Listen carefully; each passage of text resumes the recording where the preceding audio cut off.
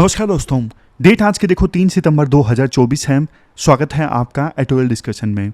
Discussion start करने से पहले ना प्लेटो का कोट देख लीजिए। प्लेटो ने क्या बोला था? देखो, अच्छे लोग कानून के बिना भी जिम्मेदारी से काम करते हैं और बुरे लोग कानून को तोड़ने का कोई ना कोई तरीका ढूंढ लेते हैं। इस कोट में देखो बहुत सारे डायमेंशंस हैं। सबसे पहले आप मुझे यूं बताइए, कानून क्यों जरूरी है? कानून जरूरी है देखो समाज में ऑर्डर बनाए रखने के लिए।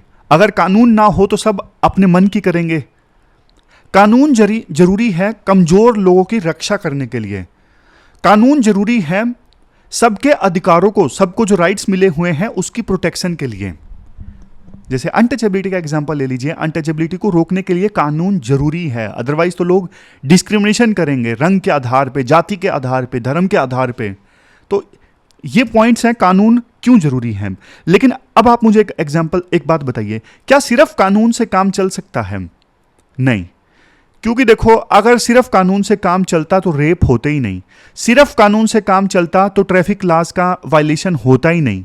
सिर्फ कानून से काम चलता तो चोरियां होती ही नहीं। तो सिर्फ कानून से काम नहीं चल सकता। कानून के फायदे बेशक अपनी जगह हैं। जैसे देखो क्लियर गाइडलाइंस मिलती हैं, डिस्प्यूट सोल्व होते हैं, पब्लिक सेफ्टी इंप्रूव होती है। लेकिन देखो लॉज की ना लिमिटेशंस भी होती हैं। कानून हर सिचुएशन कवर नहीं कर सकते। कानूनों को इंप्लीमेंट करना मुश्किल होता है। लोग लूप होल ढूंढ लेते हैं, कोई ना कोई मतलब कमी जो है कानून में ढूंढ लेते हैं। लोग कानूनों का मिसयूज करते हैं। तो बेस्ट सॉल्यूशन क्या है? देखो आइडियल सिचुएशन है स्ट्रॉन्ग लॉज प्लस में एथिकल सिटीजन्स। पनिशमेंट भी जरूरी है, लेकिन इसके साथ साथ मोरल एजुकेशन भी जरूरी है। एक्सटर्नल कंट्रोल जरूरी है, लेकिन इसके साथ साथ जापान की तरह सेल्फ डिसिप्लिन भी तो जरूरी है। लोगों में वैल्यूज को इनकलकेट करना भी जरूरी है। तो इसी से बेहतर समाज का निर्माण हो सकता है। ना तो देखो सिर्फ अच्छी वैल्यूज को इनकलकेट करके हम समाज में ऑर्डर स्टैब्लिश कर सकते हैं, क्योंकि कुछ लोग उन वैल्यूज को मानेंगे ही नहीं, इसलिए डर भी जरूरी है। लेकिन सिर्फ डर से भी काम नहीं चलेगा, क्योंकि अगर कोई ना देख रहा हो तो फिर लोग क्राइम करेंगे। जैसे चौक पे अगर पुलिसमैन नहीं है तो लोग भगा के ले जाते हैं। तो दोनों चीजें जरूरी हैं। आज के डिस्कशन में देखो फर्स्ट इंपॉर्टेंट आर्टिकल ना हिंदुस्तान टाइम्स का है। पाकिस्तान की सरकार ने ना पाक अधिकृत कश्मीर में डेमोक्रेसी को पूरी तरह से डिस्ट्रॉय कर दिया है। तो हमारे देश में जम्मू एंड कश्मीर में रीजनल पार्टीज पाकिस्तान डायमेंशन लेके आती है ना, तो उनको ये सीखना चाहिए। मतलब हम स्टेटस डिस्कस करेंगे कि पाक अधिकृत कश्मीर में डेमोक्रेटिक राइट्स कैसे हैं, क्या वहां पे ऑटोनॉमी दी है पाकिस्तान ने। दूसरा आर्टिकल लाइव मिंट का है। डीसिल्टिंग एक सॉल्यूशन है पानी की समस्याओं को एड्रेस करने के लिए। ये भी अच्छा आर्टिकल है, लाइव मिंट का आर्टिकल है। और देखो कल ना हमारे लास्ट में 2 आर्टिकल्स रह गए थे, तो वो मैं आज लास्ट में डिस्कस करूंगा। एक देखो लेटरल एंट्री के कुछ पॉइंट्स और एक मैन्युफैक्चरिंग वाली प्रॉब्लम वाला आर्टिकल, तो वो भी लास्ट में डिस्कशन में हम शामिल कर लेंगे। तो चलिए डिस्कशन पर। नेक्स्ट आर्टिकल देखो, जम्मू एंड कश्मीर इलेक्शन में ना पाकिस्तान फैक्टर से संबंधित है। आप सिलेबस में जीएस पेपर सेकंड के इस टॉपिक से आर्टिकल को रिलेट कर सकते हो। क्या कंटेस्ट है? देखो अभी जो लोकसभा के इलेक्शंस कंडक्ट हुए थे ना, उन लोकसभा के इलेक्शंस में जम्मू एंड कश्मीर में वोटर टर्नआउट काफी हाई रहा, 58.6% के आसपास। और अब जम्मू एंड कश्मीर में विधानसभा के इलेक्शंस होने जा रहे हैं। मतलब जब से स्पेशल स्टेटस हटाया गया है ना जम्मू एंड कश्मीर से, उसके बाद से पहले विधानसभा के इलेक्शंस हैं। आपको याद होगा 2019 में स्पेशल स्टेटस हटा दिया गया था जम्मू एंड कश्मीर में, और जम्मू एंड कश्मीर राज्य को ना 2 यूटीज में डिवाइड कर दिया गया, एक जम्मू एंड कश्मीर, दूसरा लद्दाख। लेकिन दिल्ली जैसी व्यवस्था की गई। दिल्ली एक यूनियन टेरिटरी भी है, बट यहां पे चुनी हुई सरकार भी अपना रूल करती है। उसी प्रकार से जम्मू एंड कश्मीर एक यूनियन टेरिटरी भी है, लेकिन सरकार भी चुनी जाएगी। बट देखो आर्टिकल में यह बोला जाता है कि यहां पे 2 मेजर जो पॉलिटिकल पार्टीज है ना, एक तो अब्दुल्लास की Jammu and Kashmir national conference यानी एनसी, और उसके बाद peoples democratic party Mehbooba Mufti वाली। दोनों पॉलिटिकल पार्टीज ना कुछ प्रोमिसेस कर रही हैं, कुछ मतलब मांग कर रही हैं इन इलेक्शंस में। सबसे पहली मांग कि स्टेटहुड रिस्टोर किया जाए, कोई बात नहीं, जेन्युइन मांग है। इसके अलावा वो बोल रही हैं कि आर्टिकल 370 के तहत जो स्पेशल स्टेटस था उसे रिस्टोर किया जाए, और पाकिस्तान के साथ डायलॉग रीस्टोर किया जाए। तो राइटर ये बोलते हैं कि देखो, पाकिस्तान का तो कोई एंगल बनता ही नहीं जम्मू एंड कश्मीर इलेक्शन में। अगर आप समझना चाहते हो कि पाकिस्तान ने कैसे कश्मीर में लोगों को राइट्स दिए हैं, तो वो एक बार समझ के देखिए, फिर समझ में आता है कि पाकिस्तान ने कैसे कश्मीर रीजन को ट्रीट किया जो उसके कंट्रोल में है, और इंडिया में कैसे लोगों को राइट्स दिए गए। थोड़ा सा पाकिस्तान की हालत देखिए। 1948 में जब वार के बाद स्टेटस को इस्टेब्लिश हुआ था ना, तो ये लाइट ग्रीन वाला पूरा एरिया जो है ना, ये पाकिस्तान के पास में आ गया। जो ये नॉर्दर्न एरियाज थे ना, जहां पे पाकिस्तान का कंट्रोल था, इन नॉर्दर्न एरियाज को पाकिस्तान ने नाम दे दिया गिलगिट बाल्टिस्तान। यहां पे ये मैप देखिए, ये नॉर्दर्न एरियाज को पाकिस्तान ने नाम दे दिया गिलगिट बाल्टिस्तान, और ये साइड वाला लेफ्ट में जो एरिया है, इसको पाकिस्तान ने नाम दे दिया आजाद कश्मीर। समझ गए? तो पाकिस्तान ने अपने अधिकृत जो कश्मीर था ना, पीओके, उसको दो पार्ट्स में डिवाइड कर दिया। 85% जो एरिया पाकिस्तान के कंट्रोल में था, नॉर्दर्न एरियाज कह लीजिए, उसको पाकिस्तान ने नाम दे दिया गिलगिट बाल्टिस्तान, और लेफ्ट में जो ये एरिया था, इसको पाकिस्तान ने नाम दे दिया आजाद कश्मीर। अब देखो, पाकिस्तान ने ना 1949 में ये एग्रीमेंट साइन किया था नॉर्दर्न एरियाज का नाम चेंज करने वाला। ये कराची एग्रीमेंट उस समय पाकिस्तान सरकार और मुस्लिम कॉन्फ्रेंस, जो एक लोकल पार्टी थी यहां पे, उनके लीडर्स के बीच में साइन हुआ था। लेकिन 1949 से लेके कई सालों तक, 1993 तक, ये जो कराची एग्रीमेंट था ना, ये छुपा के रखा गया। तो फिर सुर्खियों में कैसे आया, मतलब पता कैसे लगा सबको कि ऐसा कोई एग्रीमेंट साइन हुआ था 1949 में? ये तो देखो तब हाईलाइट हुआ जब पीओके की अपनी एक हाई कोर्ट है, उन्होंने 1993 में ये बोला कि पाकिस्तान की सरकार ने जो 1949 में ये एग्रीमेंट किया ना, ये तो यूएन सिक्योरिटी काउंसिल के रेजोल्यूशन के अगेंस्ट है। अगेंस्ट ऐसे है क्योंकि पाकिस्तान ने तो स्टेटस को चेंज कर दिया बिना यहां पे प्लेबिसाइट करवाए। ये बात किसी और ने नहीं बोली, ये बात पाकिस्तान अधिकृत कश्मीर की जो हाई कोर्ट है ना, उन्होंने खुद ने बोली कि आपने ये एग्रीमेंट कैसे साइन कर लिया 1949 में, प्लेबिसाइट करवाना चाहिए था, आपने करवाया ही नहीं, ये तो यूएन सिक्योरिटी काउंसिल के रेजोल्यूशंस के अगेंस्ट हो गया। फिर पीओके की हाई कोर्ट ने ना ये बोला पाकिस्तान की सरकार को कि भैया, आपने पीओके के ऊपर जो अपना डायरेक्ट कंट्रोल इस्टेब्लिश कर दिया है, ऑटोनमी ले ली है पीओके से, वो आप उनको ऑटोनमी वापस करिए और डायरेक्ट कंट्रोल छोड़ दीजिए। लेकिन पाकिस्तान की सरकार ने इसके जवाब में क्या किया? पाकिस्तान की सरकार ने पीओके की जो सुप्रीम कोर्ट है ना, उसमें अपील फाइल कर दी, और पीओके की सुप्रीम कोर्ट ने सिर्फ इसलिए इस हाई कोर्ट के वर्डिक्ट को रिवर्स कर दिया, यह बोल के कि पीओके की हाई कोर्ट का ना जुरिडिक्शन नहीं था इस मुद्दे पे, इसलिए हम पीओके की हाई कोर्ट के जजमेंट को रिवर्स कर रहे हैं। समझे? तो ये देखिए पाकिस्तान में क्या हुआ। अभी तो और बहुत सारे पॉइंट्स हैं जो आप यूज कर सकते हो आंसर्स में। इंडिया को देखो क्रिटिसाइज किया जाता है कि इंडिया ने जम्मू एंड कश्मीर को डिवाइड कर दिया, लेकिन पाकिस्तान ने तो ये काम 1948 में ही कर दिया था, 1949 में कराची एग्रीमेंट में। हमारे देश में जम्मू एंड कश्मीर में यूनिवर्स एडल्ट फ्रेंचाइज शुरुआत से ही है, लेकिन पहली बार पाकिस्तान में पाक अधिकृत कश्मीर के लोगों को वोट देने का अधिकार मिला 1970 में। पीओके को अपना पहला इंटरिम कॉन्स्टिट्यूशन मिला 1974 में, इतने सालों बाद आजादी के, और फिर भी वहां पे इंटरिम कॉन्स्टिट्यूशन बन गया, लोगों को वोट देने का अधिकार मिल गया 1970 में, लेकिन फिर भी ना वहां पे एक पैरेलल गवर्नमेंट का सिस्टम बन गया। सारी जो पावर थी ना, वो कश्मीर काउंसिल के पास थी, और कश्मीर काउंसिल को कौन हेड करते थे? पाकिस्तान के प्रधानमंत्री। समझ गए? वैसे वहां पे असेंबली चुनी जाती, लेकिन उनके पास में कोई पावर नहीं होती। गवर्नमेंट चुनी जाती, लेकिन पीओके में गवर्नमेंट के पास कोई पावर नहीं होती। असली पावर किसी के पास? असली पावर कश्मीर काउंसिल के पास में, और उसके प्राइम मिनिस्टर होते, उसके हेड कौन होते? पाकिस्तान के प्रधानमंत्री। मतलब यही सिस्टम चलता रहा कई सालों तक। बाद में देखो 2018 में पीओके के कॉन्स्टिट्यूशन में ना 13th अमेंडमेंट हुआ। इस अमेंडमेंट के बाद ये जो कश्मीर काउंसिल थी ना, जिसके हेड थे पाकिस्तान के प्रधानमंत्री, इससे थोड़ी पावर ली गई और ये बोला गया कि बस अब आप एडवाइजरी रोल अख्तियार करिएगा। लेकिन देखो बावजूद इसके इलेक्टेड असेंबली को पावर्स फिर भी नहीं दी गई। पाकिस्तान की सरकार ने पीओके में 32 सब्जेक्ट्स पे अपना डायरेक्ट लेजिस्लेटिव और एग्जीक्यूटिव कंट्रोल इस्टेब्लिश करके रखा है। मतलब पीओके के अंदर 32 सब्जेक्ट्स ऐसे हैं जिस पे कानून बनाने का अधिकार किसका? पाकिस्तान की सरकार का। वहां पे एडमिनिस्ट्रेटिवली किसकी चलती? पाकिस्तान की सरकार की। समझ गए?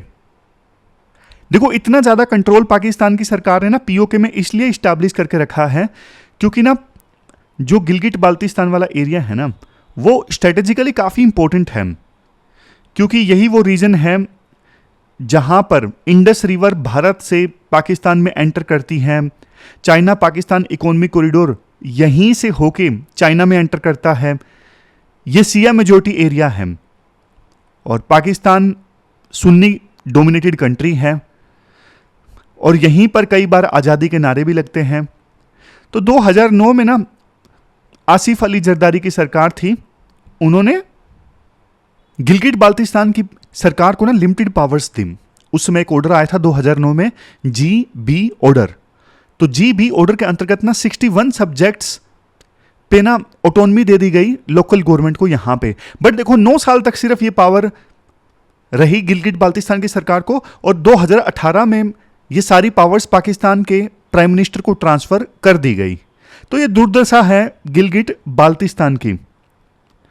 बाद में देखो ये जो ऑर्डर्स थे ना 2018 में जिसके तहत गिलगिट बाल्टिस्तान से ये पावर वापस ली गई, ये ऑर्डर पाकिस्तान के एक्टिंग पीएम के प्रेजेंस में असेंबली में फाड़ दिया गया और गिलगिट बाल्टिस्तान की सुप्रीम कोर्ट अपीलेट कोर्ट है ना, उन्होंने इस ऑर्डर को स्ट्राइक डाउन कर दिया।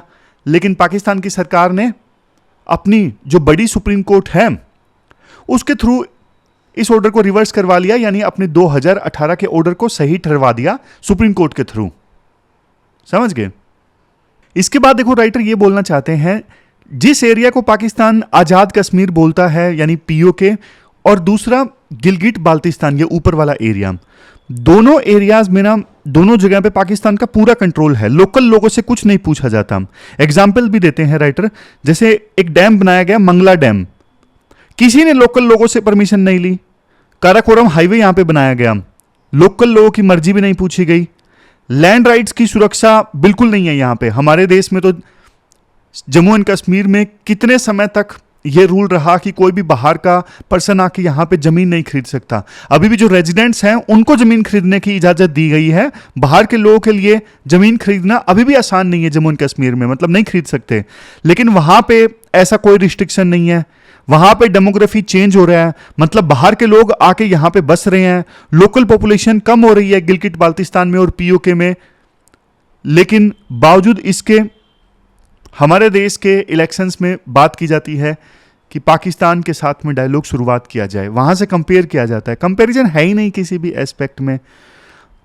गिलगिट बाल्टिस्तान और पीओके में ना आमतौर पे देखो वही पार्टी सत्ता में आती है जो वहां पे सेंटर में गवर्नमेंट में होती है। जैसे मान लीजिए हमारे देश में अभी बीजेपी है, एनडीए के साथ में बीजेपी की सरकार है, तो जम्मू एंड कश्मीर में भी बीजेपी आ जाएगी। तो ये कंपैरिजन मैंने आपको दे दिया, वहां पे ऐसा ही होता है। मान लीजिए इमरान खान की पार्टी सेंटर में गवर्नमेंट में है, पीटीआई, तो गिलगिट बाल्टिस्तान में भी पीटीआई सत्ता में आ जाती हैं। और जो आज़ादी के समय यहाँ पे जो लोकल पार्टीज थी ना, मुस्लिम कॉन्फ्रेंस, उनका तो अस्तित्व अब ऑलमोस्ट खत्म ही हो गया है। 53 में से एक सीट, ये हालात हैं। और यहां पे देखो चाइना की भी जो दखल अंदाजी है ना लगातार बढ़ रही है। मतलब अब जैसे 4500 मेगावाट का ना एक डैम बन रहा है यहां पे जिसका नाम है डैमर भाषा डैम। डैमर भाषा डैम। अब ये आगे मैं आपको दिखाता हूं, ये देखो 4500 मेगावाट का है। अब इस प्रोजेक्ट की वजह से ना प्रोजेक्ट पे काम करने के लिए बहुत सारे माइग्रेंट्स आए बाहर से। 2022 में बहुत भयंकर फ्लड्स आई यहां पे, फिर भी प्रोजेक्ट का काम जारी रहा। और सबसे बड़ी बात, इस डैम से ना गिलगिट बाल्टिस्तान को बिजली नहीं मिलेगी। क्यों?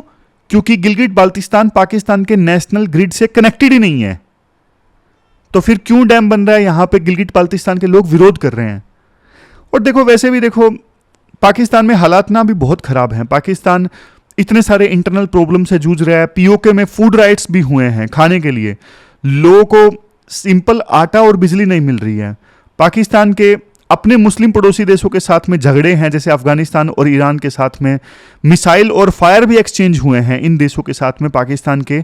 और असल में देखो, पाकिस्तान एक रिस्पॉन्सिबल नेबर की तरह बिहेव नहीं करता है। तो कुल मिलाकर देखो, ये पूरा आर्टिकल हमने डिस्कस किया कि हमारे देश में ना जम्मू एंड कश्मीर में इलेक्शंस हैं, तो पाकिस्तान फैक्टर यहाँ पे बीच में आना ही नहीं चाहिए, क्योंकि पाकिस्तान ने अपने साइड के कश्मीर को ना बहुत बुरे ढंग से ट्रीट किया है और इंडिया ने तो बहुत अच्छे ढंग से ट्रीट किया है।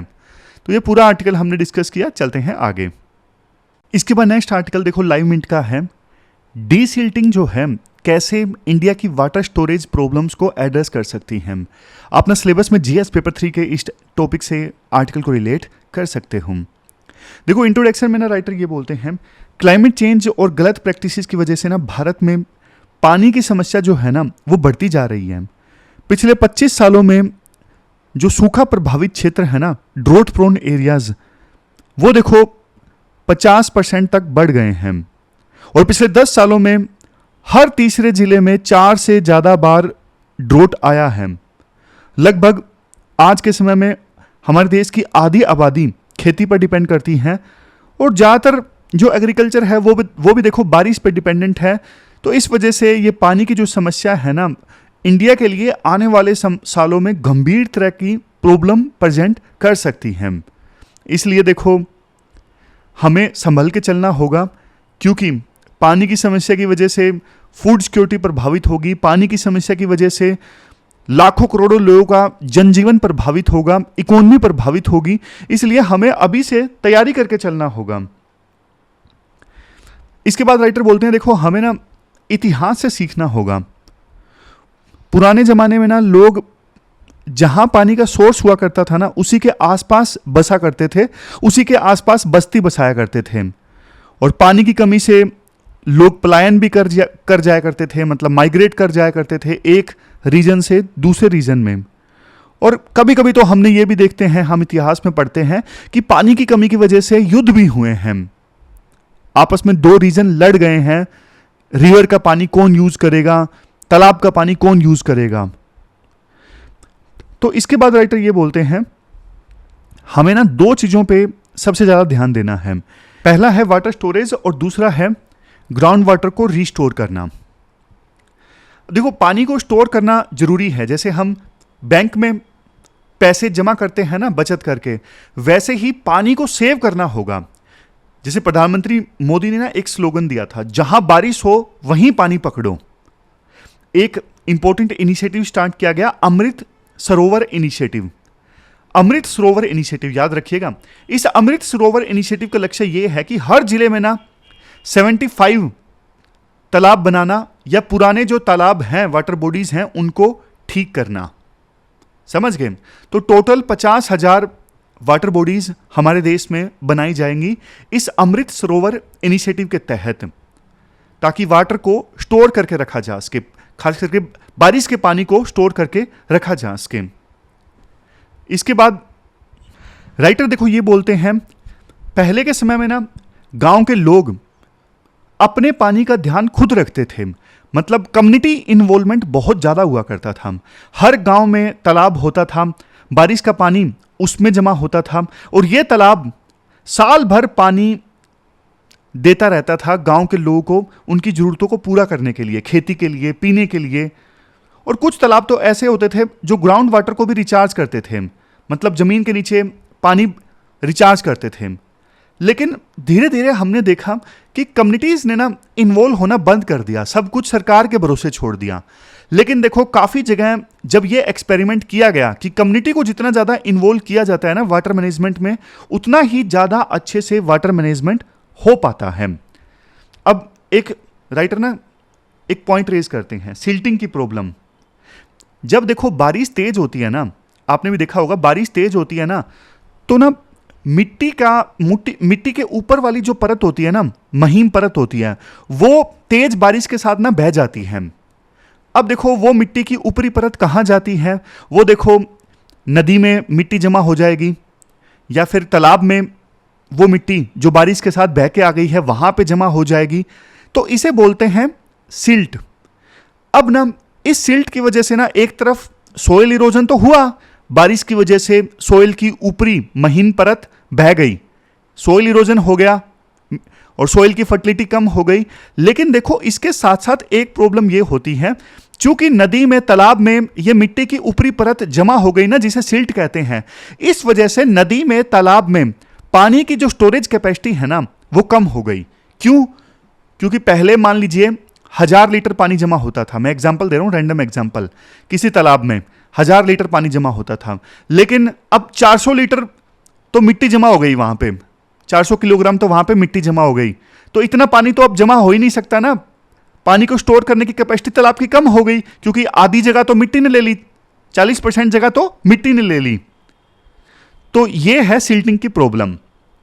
अब देखो कम्युनिटीज को इन्वॉल्व किया जाए, मान लीजिए कम्युनिटीज को कैसे इन्वॉल्व किया जाए कि ना ये जो वाटर बॉडीज हैं, जैसे नदी है या फिर कोई तालाब है, वाटर बॉडी है, वहां पे सिल्टिंग है, अब उस सिल्टिंग में ना खुदाई की जाए, वाटर बॉडी के अंदर जो ये मिट्टी जमा है इसे बाहर निकाला जाए। अब क्यों फायदा ये होगा कि क्योंकि ये जो सिल्ट होती है ना वाटर बॉडी के अंदर, ये उपजाऊ होती है, इसका यूज कर सकता है किसान अपने खेत में, फर्टिलाइजर के बजाय इसका इस्तेमाल करेगा तो किसान का पैसा भी बचेगा और सिल्टिंग की प्रॉब्लम भी खत्म होगी। तो सरकार और कम्युनिटी अगर मिल के काम करें ना सिल्टिंग की समस्या सोल्व करने के लिए, मतलब कि सरकार दे दे पैसा वाटर बॉडी में सिल्टिंग खत्म करने के लिए, खुदाई करने के लिए, उस मिट्टी को बाहर निकालने के लिए सरकार पैसा दे दे, और थोड़ा ट्रांसपोर्ट उपलब्ध करवा दे किसान को कि आप इस सिल्ट का इस्तेमाल कर लो अपने खेत में, तो किसान के लिए भी वाह है, किसान भी उस सिल्ट का इस्तेमाल कर सकता है अपने खेत में पैदावार को इंक्रीज करने के लिए। तो ये दोनों के लिए विन विन सिचुएशन है। इसके बाद राइटर बोलते हैं, जो देखो हमारे देश में जल शक्ति मिनिस्ट्री है ना, इस मिनिस्ट्री ने पता लगाया कि भारत में ना 2.3 मिलियन रूरल वाटर बॉडीज हैं, 23 लाख। अगर हम सिर्फ 20,000 बड़े तालाबों को ठीक कर देना, वहां पे सिल्टिंग हटा दें, तो 300 मिलियन लोगों को पानी मिल सकता है। और ये काम देखो एग्जिस्टिंग गवर्नमेंट स्कीम से हो सकता है, ज्यादा पैसे की भी जरूरत नहीं है। लेकिन देखो बात वही है, सरकार सिर्फ सब कुछ करेगी ना तो काम नहीं चलेगा, हमें कम्युनिटी सेंट्रिक मॉडल अपनाने की आवश्यकता है। जैसे मैंने शुरुआत में बताया, कम्युनिटीज जब इन्वॉल्व होती है ना इस प्रकार के प्रोग्राम्स में, तो प्रोग्राम वो ज्यादा सफल होते हैं। इसीलिए देखो नीति आयोग ने ना एक कमाल का मॉडल बनाया है, जिसका जिक्र मैंने आर्टिकल में पहले भी किया। इसमें सब मिलजुल के काम करते हैं। जैसे सरकार तालाबों से ना सिल्ट निकालती है और किसान उस सिल्ट को ना अपने खेतों तक ले जाने की व्यवस्था करते हैं, खर्चा उठाते हैं। और एक फाउंडेशन, एक एनजीओ है जो पूरे प्रोसेस में मदद करता है, जैसे वो टेक्नोलॉजी से प्रोग्रेस चेक करता है और लोकल एनजीओज को फंड देता है। तो इसमें सभी स्टेक होल्डर इन्वॉल्व हैं, सरकार भी इन्वॉल्व है, सरकार सिल्ट निकालती है, किसान उस सिल्ट को अपने खेत तक लेके जाता है, लोकल एनजीओ है वो देखो वो टेक्नोलॉजी प्रोवाइड करता है, पूरी प्रोसेस को मॉनिटर करता है। समझ गए? तो ये बढ़िया मॉडल है। जैसे देखो आर्टिकल में ना केस स्टडी भी दी जाती है, रियल टाइम एग्जांपल है मध्य प्रदेश का छतरपुर डिस्ट्रिक्ट। छतरपुर देखो बुंदेलखंड रीजन में आता है और जो सूखा प्रभावित क्षेत्र है, यहां बारिश कम होती है और मिट्टी पानी नहीं रोकती, मतलब देखो ग्राउंड वाटर रिचार्ज नहीं हो पाता। और इसलिए ना 2022 में नीति आयोग ने यहां पर काम शुरू किया, 164 वाटर बॉडीज को ठीक किया गया और इससे 182 गांव के 2,70,000 लोगों को फायदा हुआ। कैसे फायदा हुआ? क्योंकि देखो वाटर बॉडीज ठीक कर दी गई ना, तो सिल्ट कम हो गया, मिट्टी हटा दी गई, तो अब उन वाटर बॉडीज में ज्यादा पानी स्टोर होने लगा, ज्यादा पानी स्टोर होने लगा तो ज्यादा लोग उस पानी का भी इस्तेमाल कर सकते हैं। समझ गए? एक किसान का एग्जाम्पल दिया जाता है, प्रमोद चौरसिया। उन्होंने ना अपने एक एकड़ के खेत में ना बहुत सारी सिल्ट डाल दी जो तालाब से निकाली गई थी, और सिल्ट डालने के बाद में उनकी जो इनकम है वो डबल हो गई। वो टमाटर और मिर्च उगाते हैं और पैदावार एकदम से डबल हो गई सिल्ट डालने के बाद में। अब देखो थोड़ा नंबर्स हैं जो इतना आंसर्स के लिए यूजफुल नहीं है। गवर्नमेंट ना एक वाटर बॉडी को क्लीन करने के लिए 5 लाख रुपए खर्चा करती है, जिससे वाटर स्टोरेज इंक्रीज होती है, ग्राउंड वाटर ज़्यादा रिचार्ज हो जाता है, किसानों को फ़ायदा होता है। और ये देखो सक्सेस स्टोरीज जो हैं वो देश के अलग अलग इलाकों में हैं। जैसे महाराष्ट्र में सिमिलर प्रोग्राम है गल मुक्त धारण, गुजरात में सिमिलर प्रोग्राम है सुजलाम सुफलाम जल अभियान, तो कुल मिला के कंक्लूजन देखो इस आर्टिकल के यही निकलता है कि सिर्फ सरकार के भरोसे मत बैठो, सभी स्टेक होल्डर्स को ना मिल के काम करना चाहिए वाटर की समस्या को खत्म करने के लिए, और डीसिल्टिंग एक वाटर की प्रॉब्लम को एड्रेस करने के लिए अच्छा सॉल्यूशन है। चलते हैं आगे। इसके बाद नेक्स्ट आर्टिकल देखो इंडिया के मैन्युफैक्चरिंग सेक्टर से संबंधित है। थोड़ा देखो फंडामेंटल्स पे ज़्यादा फोकस है इस आर्टिकल में। अरविंद पानागड़िया ने यह आर्टिकल लिखा है, जो 16th फाइनेंस कमीशन के चेयरमैन हैं। और देखो ये बड़े पदों पे बैठे जो लोग हैं, जैसे चीफ इकोनॉमिक एडवाइजर हो गए, फाइनेंशियल कमीशन के चेयरमैन होंगे, ये जो मुद्दे उठाते हैं ना वो काफ़ी रेलेवेंट होते हैं और उन पे फिर यूपीएससी फोकस करती है, क्वेश्चंस पूछती हैं। अब इन्होंने मुद्दा उठाया कि इंडिया में मैन्युफैक्चरिंग सेक्टर स्ट्रगल कर रहा है। उसका सबसे बड़ा रीज़न ये है हमारे देश में ना, मतलब लेबर को हम अच्छे से यूटिलाइज कर ही नहीं पाए हैं। सबसे बड़ी प्रॉब्लम हमारे देश में लेबर की प्रोडक्टिविटी का कम होना है। आज भी आज़ादी के 75 वर्ष बाद भी 85% जो वर्कफोर्स है, या तो देखो वो एग्रीकल्चर सेक्टर में काम करती है या फिर ऐसे एंटरप्राइजेज में काम करती है जहां पे 10 से कम लोग काम करते हैं। तो इसलिए प्रोडक्टिविटी जो है वो कम रह गई है लेबर की। अब थोड़ा इतिहास में जाते हैं। वो बोलते हैं कि देखो जब देश आज़ाद हुआ ना तो नेहरू जी ने इंडस्ट्रियलाइजेशन पे फोकस किया था, लेकिन उन्होंने ना एक स्ट्रेटेजी चूज की जो शायद ना सही साबित नहीं हुई। उन्होंने क्या किया, हैवी इंडस्ट्रीज पे ज़्यादा फोकस किया, जैसे स्टील प्लांट्स हैं या फिर मशीनरी है। अब ये जो इंडस्ट्रीज है ना, जैसे स्टील प्लांट है, मशीनरी है, ये कैपिटल इंटेंसिव इंडस्ट्रीज हैं। बहुत पैसा लगता है इन इंडस्ट्रीज को इस्टाब्लिश करने के लिए। अब देखो यहाँ पे हमारे देश में कॉमन मैन स्टील इंडस्ट्री थोड़ी ना इस्टाब्लिश कर सकता है, बहुत पैसा चाहिए। दूसरी तरफ देखो जो लाइट मैन्युफैक्चरिंग है ना, लाइट मैन्युफैक्चरिंग जैसे देखो आपको एग्जांपल दूं, जूते, साइकिल, किचन आइटम्स, अगरबत्ती, ये सब ना लाइट मैन्युफैक्चरिंग वाले आइटम्स है ना, ये रिजर्व कर लिए गए स्मॉल स्केल एंटरप्राइजेज के लिए। सोच उनकी ये थी कि यार हर जगह बड़े उद्योगपति आ जाएंगे, सरकार हर जगह घुस जाएगी तो छोटी छोटी फर्म्स काम ही नहीं कर पाएंगी। लेकिन देखो ये स्ट्रेटेजी सही साबित नहीं हुई, क्योंकि ये छोटी छोटी आइटम्स जो स्मॉल स्केल एंटरप्राइजेज के लिए छोड़ दिए गए, ये लाइट मैन्युफैक्चरिंग जो मैंने आपको एग्जांपल दिए, कपड़े, जूते, साइकिल, इनमें कम कैपिटल लगता है, इसलिए स्मॉल स्केल एंटरप्राइजेज के लिए छोड़ दिए गए। बट देखो इस वजह से ना, चूंकि बड़ी फर्म्स यहाँ पे आ नहीं सकी, तो इस वजह से ना यहाँ पे ज़्यादा टेक्नोलॉजी नहीं आई, बड़ी फर्म्स आई नहीं तो ज़्यादा अच्छे से टेक्नोलॉजी नहीं आई, पैसा नहीं आया इन लाइट मैन्युफैक्चरिंग वाली चीज़ों में, जैसे कपड़े हैं, जूते हैं, पैसा नहीं आया, इसलिए रिफॉर्म भी नहीं आ पाए। बड़े स्केल पे हम दूसरे देशों से कॉम्पीट नहीं कर पाए।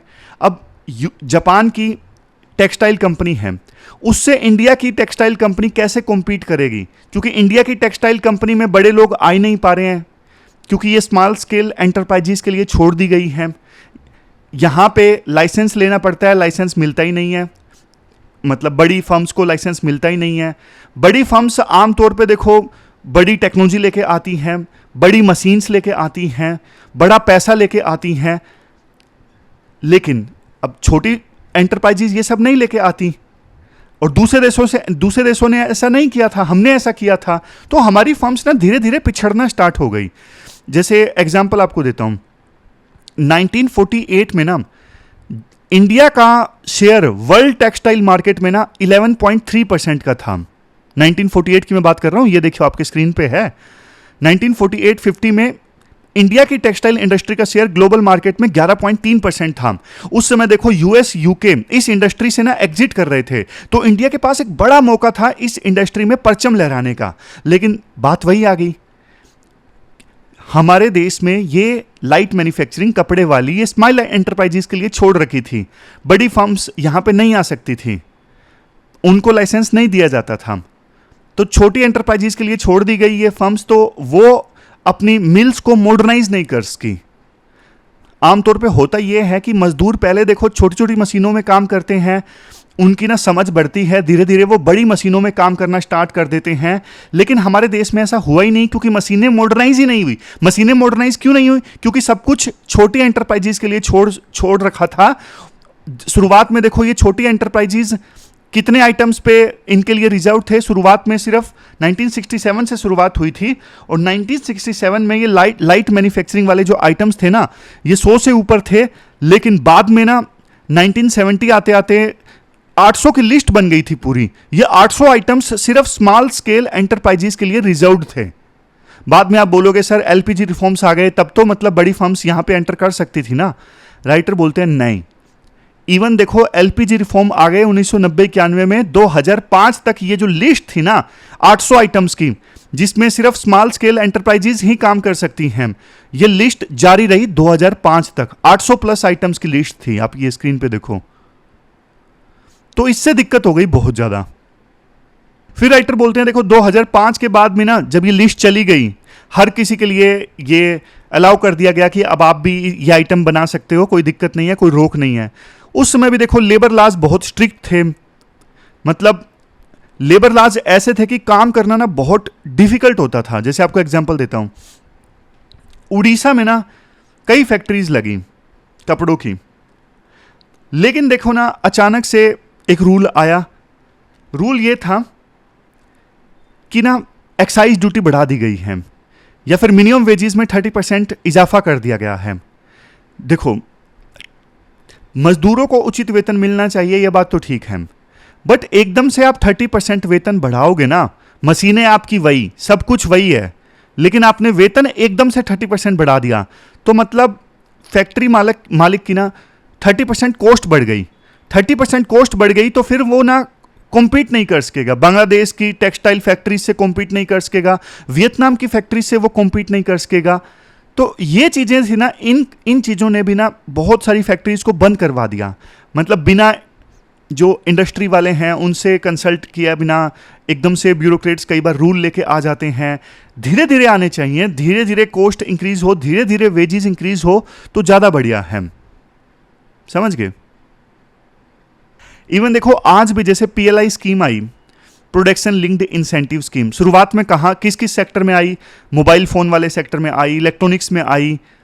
तो आज भी हमारा जो माइंडसेट है ना वो कैपिटल इंटेंसिव इंडस्ट्रीज पे ज़्यादा फोकस करता है, लाइट मैन्युफैक्चरिंग आइटम्स को हम छोड़ देते हैं।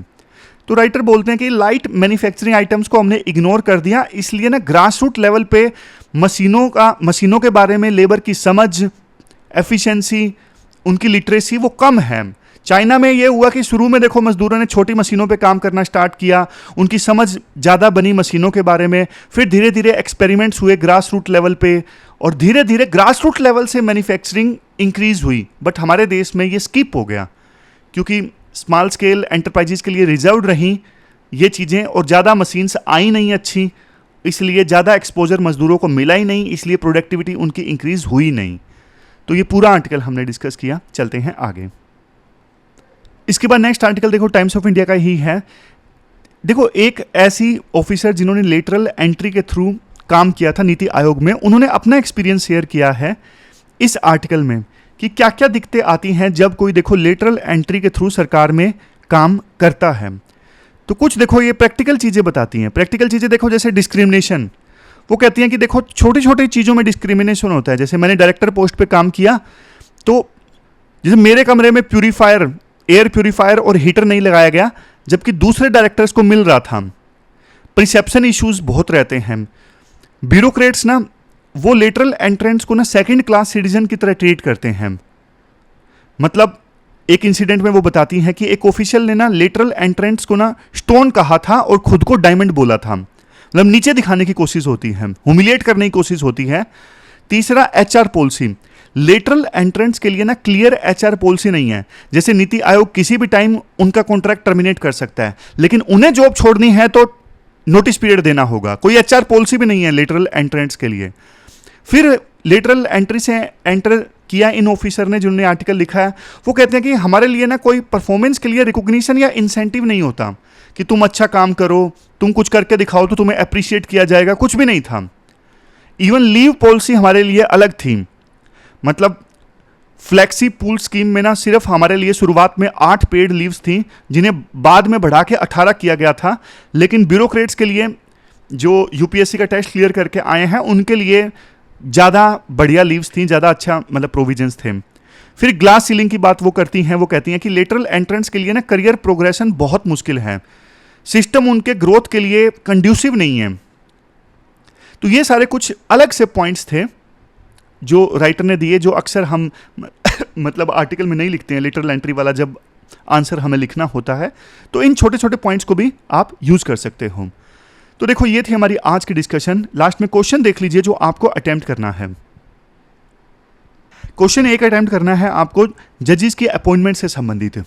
250 वर्ड्स में क्वेश्चन अटेम्प्ट करना है, 15 मार्क्स का क्वेश्चन है। तो ये थी हमारी आज की डिस्कशन। मिलते हैं कल फिर से एक नई डिस्कशन के साथ। तब तक आप अपना ख्याल रखिए, अच्छे से पढ़िए। Thank you very much for discussion.